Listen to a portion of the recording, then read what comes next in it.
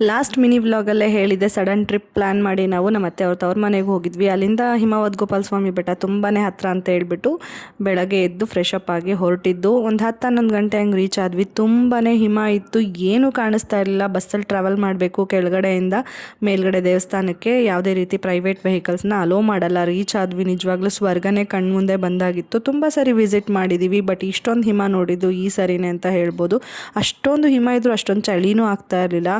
ಒಳಗಡೆ ತುಂಬ ರಶ್ ಇತ್ತು, ಜನನೂ ಜಾಸ್ತಿ ಇದ್ದರು. ಇಷ್ಟು ಚೆನ್ನಾಗಿರೋ ವೆದರ್ ಯಾರಿಗಿಷ್ಟ ಆಗಲ್ಲ ಅಲ್ವಾ? ಎಲ್ಲ ಕಡೆಯಿಂದನೂ ಬರ್ತಾರೆ ಇಲ್ಲಿಗೆ. ಕೇರಳದಿಂದನೂ ತುಂಬ ಜನ ಬರ್ತಾರೆ, ತುಂಬ ಇಷ್ಟಪಡ್ತಾರೆ ಈ ಜಾಗನ. ಅದರಲ್ಲೂ ಈ ಥರ ಹಿಮ ಇರೋವಂಥ ಟೈಮಲ್ಲಂತೂ ತುಂಬಾ ಚೆನ್ನಾಗಿರುತ್ತೆ. ನೀವೇನಾದರೂ ವಿಸಿಟ್ ಮಾಡಿಲ್ಲ ಅಂದರೆ ಇದು ಗುಂಡ್ಲುಪೇಟೆ ಹತ್ರ ಇರೋದು, ಒಂದ್ಸರಿ ಖಂಡಿತ ವಿಸಿಟ್ ಮಾಡಿ.